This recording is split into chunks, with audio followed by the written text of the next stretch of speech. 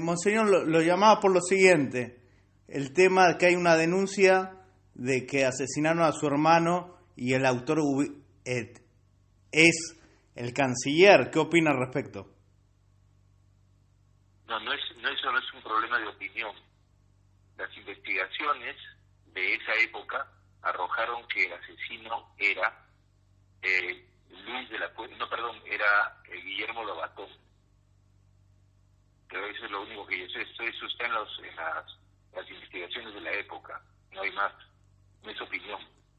Porque hay una denuncia de un sobrino de Ismael que dice que el autor era Béjar. Pero eso es, de repente él tiene otros datos, otra investigación. Yo no sé. No he hablado con él. Otra investigación distinta, ¿no? Por lo menos yo, de las investigaciones que sé, es que fue una persona del grupo de Guillermo Lobatón, que es el que está. Digo porque una cosa es que haya digamos, la guerrilla, en fin, toda esa guerrilla estaba más o menos relacionada, ¿no? Pero otra cosa es el asesino directo, ¿no? El asesino directo, por lo menos yo sé lo que sé.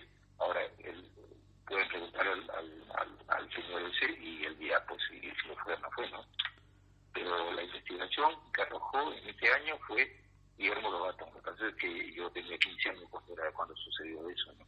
Pero, Monseñor, usted no tiene ninguna reserva o por lo menos alguna sospecha de Béjar, que esté al frente de la Cancillería, una persona que ha sido guerrillero. Sí, pero no lo conozco, yo no sé de él, no tengo idea de su vida ni nada, no sé nada. ¿Ya?